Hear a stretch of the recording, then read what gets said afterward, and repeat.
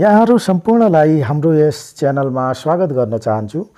आजको कक्षामा हामी निजामती सेवा ऐन 2049 र निजामती नियमावली 2050 बारे तपाईहरुलाई जानकारीमूलक सामग्री ल्याएर आएका छौं।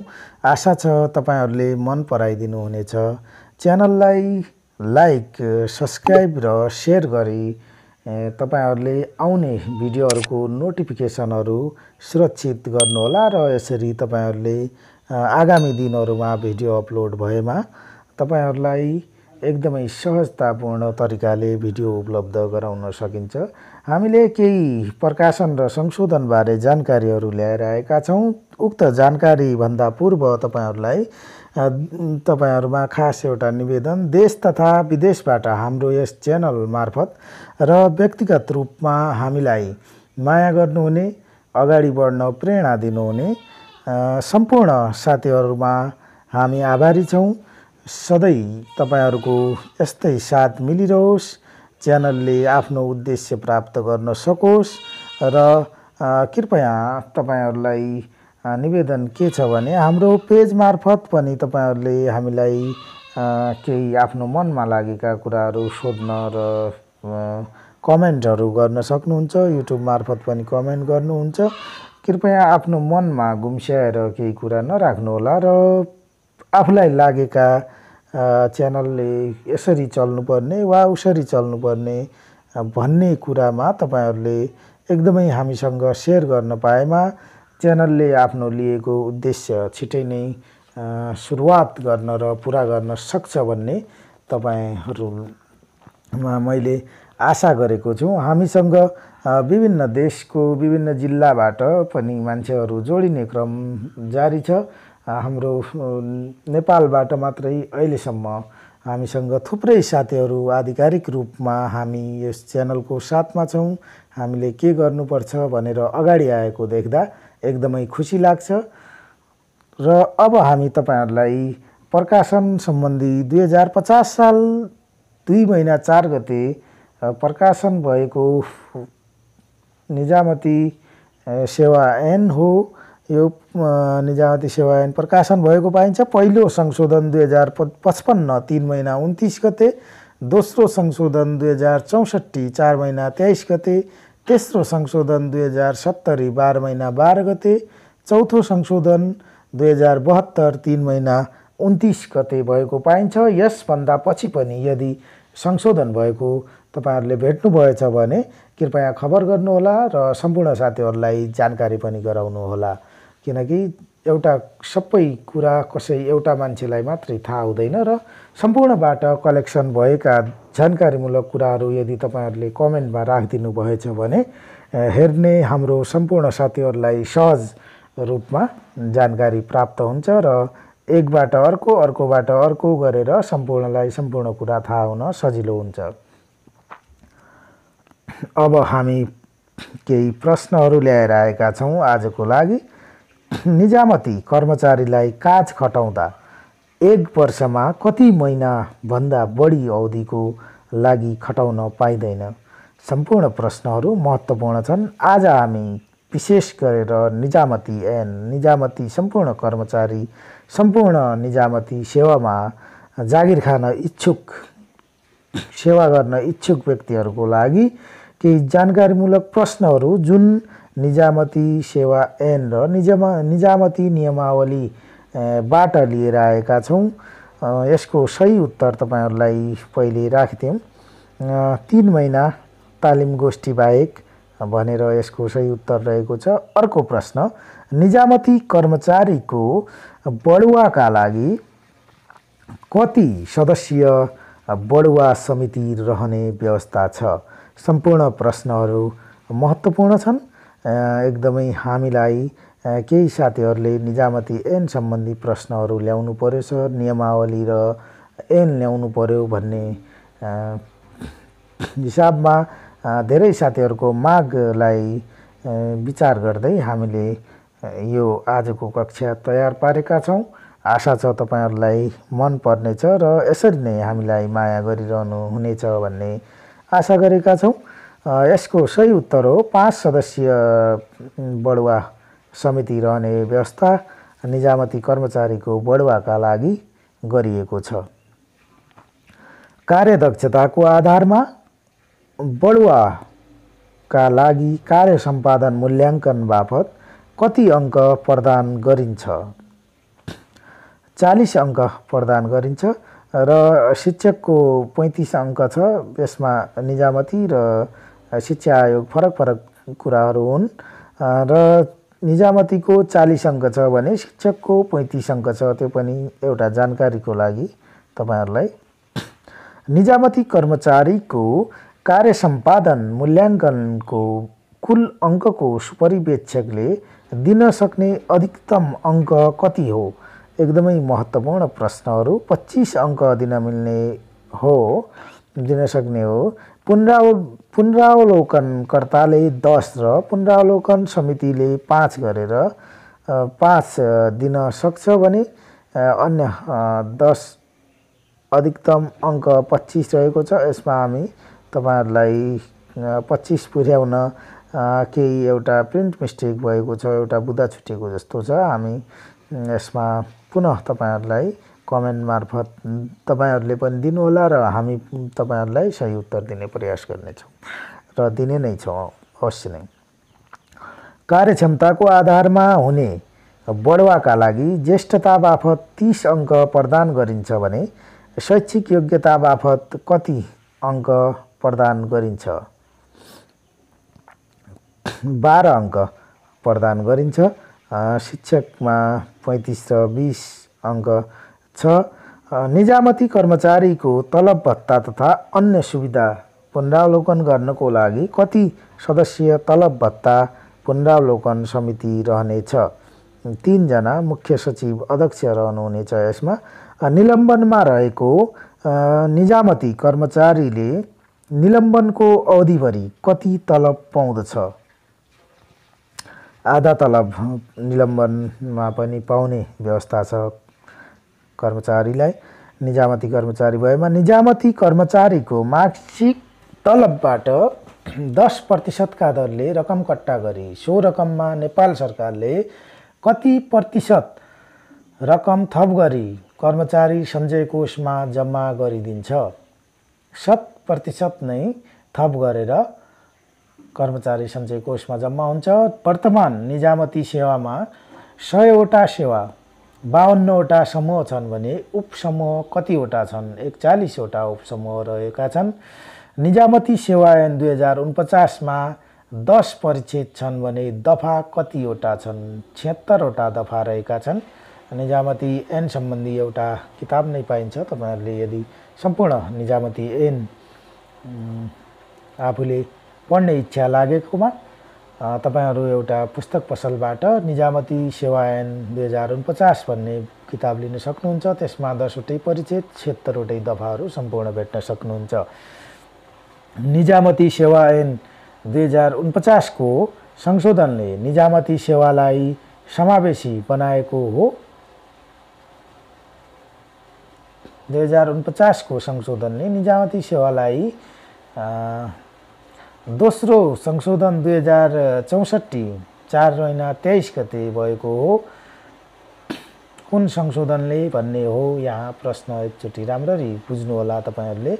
निजामती सेवा ऐन 2049 को कुन संशोधनले 2049 को कुन संशोधनले निजामती सेवालाई समावेशी बनाएको हो? 64 4 महिना 23 गते पनि एउटा संशोधन नीति तपाईहरुलाई मैले भनिसकेको छु। निजामती सेवाको कुनै पद रिक्त भएमा त्यसको सूचना पद रिक्त भएको कति महिना भित्रमा सम्बन्धित निकायले लोकसेवा आयोगलाई दिनु पर्दछ? 1 महिना भित्रमा लोकसेवा आयोगलाई दिनु पर्दछ। निजामती कर्मचारीलाई दिइने सजायको विरुद्ध अपिल सुन्नका लागि कस्तो अदालतको व्यवस्था गरिएको छ? प्रशासकीय अदालतको व्यवस्था गरिएको छ। राजपत्र अनङ्कित कर्मचारीहरूलाई विभागीय कारबाही कसले गर्छ? निजामतीको हकमा निज कार्यालय कार्यरत कार्यालयको विभागीय प्रमुखले गर्ने गर्दछ। राजपत्राङ्कित प्रथम श्रेणी र सोभन्दा माथिको पदमा कार्यरत कर्मचारीलाई विभागीय सजाय कसले दिन्छ? नेपाल सरकारले दिने गर्दछ।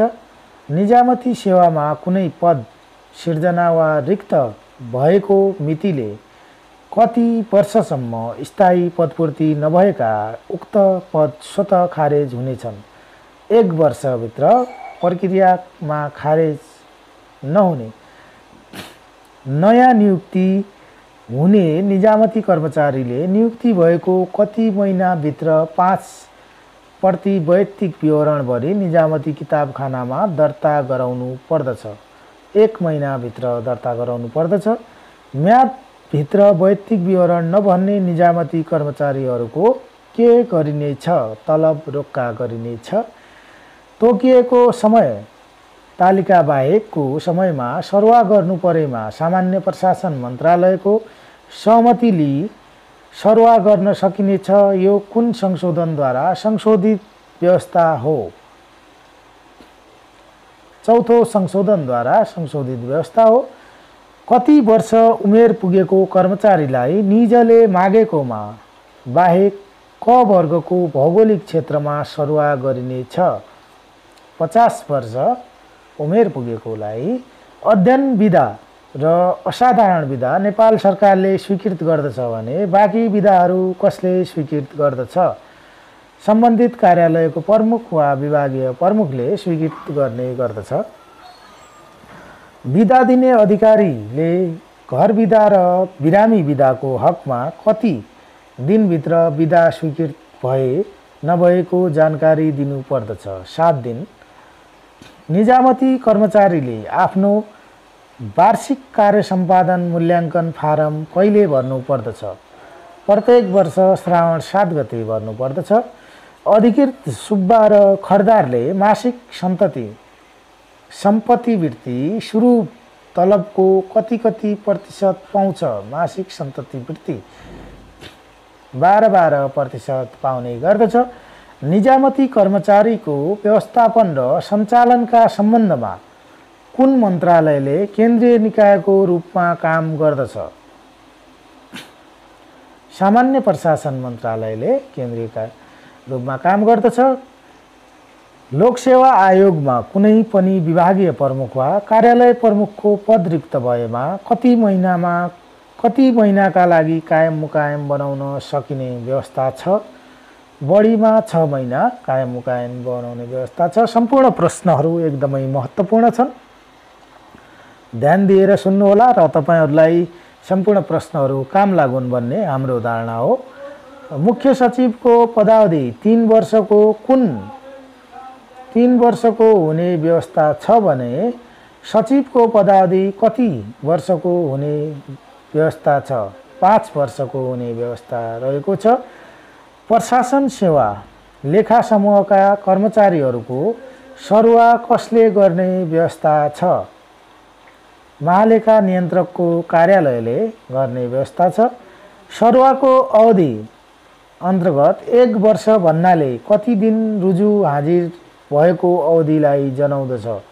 233 दिन रुजु अवस्था छ। 50,000 को निजामती सेवा पुरस्कार 30 जनालाई दिइन्छ भने उत्कृष्ट निजामती पुरस्कार कति जनालाई दिइन्छ? 10 जनालाई दिइन्छ। भाद्र 22 गते निजामती सेवा दिवस मनाउन गठन गरिने समारोह समितिको अध्यक्ष को हुन्छ? नेपाल सरकारका मुख्य सचिव हुने प्रचलन छ। निजामती कर्मचारीले आर्थिक वर्ष समाप्त भएको कति दिनभित्र सम्पत्ति विवरण पठाउनु पर्दछ? 60 दिनभित्र सम्पत्ति विवरण पठाउनु पर्दछ। निजामती सेवा नियमावलीमा 16 परिच्छेद छन् भने अनुसूची कति रहेका छन्? 28 वटा अनुसूची रहेका छन्। निजामती सेवाको कुनै रिक्त पदमा अस्थायी नियुक्ति गर्नुपर्ने भएमा सम्बन्धित मन्त्रालयले कहाँ लेखी पठाउनु पर्ने छ भनेर तपाईहरुलाई हामीले आज एउटा प्रश्न छोडेका छौं। कृपया यदि तपाईहरु पूर्ण रूपमा भिडियो हेर्ने गर्नुहुन्छ र तपाईहरु आफ्नो भविष्यको बारेमा वा निजामती ऐनको बारेमा के जान्न चाहनुहुन्छ र आफ्नो भविष्यको बारेमा निजामती परीक्षा पास गर्ने चिन्ता गर्नुहुन्छ भने हाम्रो प्रश्नहरू पक्कै हेर्नु भएको छ होला भन्ने हामीले आशा गरेका छौं र तपाईहरुले भिडियो पूर्ण रूपमा हेरे नहेरेको हामीले यस प्रश्नको उत्तर तपाईहरुको कमेन्ट मार्फत आफूले जानेको उत्तर दिएमा हामीले यति जना हाम्रो साथीहरुले हामीलाई मन पराउँदा रहेछन्, भिडियो हेर्दा रहेछन् र माया गर्दा रहेछन् भन्ने बुझ्ने छौं भनेर हामीले निजामती सेवाको कुनै रिक्त पदमा अस्थायी नियुक्ति गर्नुपर्ने भएमा सम्बन्धित मन्त्रालयले कहाँ लेखी पठाउनु पर्दछ भनेर एउटा प्रश्न तपाईहरु माझ छोडेका छौं। उत्तर हामी कमेन्ट बक्स मार्फत आशा गरेका छौं र सम्पूर्ण साथीहरुलाई जानकारी गराउन चाहन्छु हामीसँग सम्पूर्ण देश वा विदेशबाट साथीहरुको जोडिने क्रम जारी छ र हामी कुनै आर्थिक सहयोग संकलन गरेर आफ्नो च्यानल मार्फत कार्य गर्न अगाडि बढेको हैन र यस च्यानलबाट पनि युट्युबले दिने जुन हाम्रो आर्थिक आर्जन छ त्यसलाई हामी कुनै विद्यार्थीहरुकै हितमा लगाउने पक्षमा हामीले यो सुरुवात गरेको हो। स्कुल जान नपाएका विद्यार्थीहरु अहिले तपाई हाम्रै गाउँघरमा धेरै देखिन्छन् र केही फन्डिङ यदि यो च्यानल मार्फत हामीले केही आर्जन गर्न सकेमा हामी ती विद्यार्थीहरुलाई केही स्कुलसम्म पुर्याउने र सामान्य कापी कलमसम्म उपलब्ध गराउने व्यवस्थाको लागि हामी प्रयासरत छौं। यसको अर्थ केही साथीहरुले हामी आर्थिक सहयोग गर्न तयार छौं त्यस्तो विद्यार्थीहरु खोज्नु पर्यो भन्ने तर्कहरु राख्नु भएको थियो मेसेन्जर मार्फत मलाई। त साथीहरु एउटा कुरा म जानकारी गर्न चाहन्छु, आर्थिक सहयोग हामी कसैको लिने हैनौं। हामीले आर्थिक सहयोग लिने निकायहरु अभियानकर्ताहरु अन्य नै धेरै छन्। तपाईहरु यदि गर्न सक्नुहुन्छ राम्रो कुरा हो र उहाँहरु मार्फत गर्नु होला। हामीले च्यानलबाट मात्रै उठेको विशुद्ध कमाईलाई ती विद्यार्थीहरुमा लगानी गर्ने भन्ने सोच राखेर अगाडि बढेका हौं। हस्त अहिलेसम्म सुनेर हामीलाई साथ दिनुभयो र आगामी भिडियोहरुमा पनि तपाईहरुको जानकारीमूलक महत्त्वपूर्ण प्रश्नहरु ल्याएर हामी उपस्थित हुनेछौं भन्ने र तपाईहरुले हामीलाई साथ दिनुहुनेछ भन्ने हामीले आशा गरेका छौं। हस्त धन्यवाद।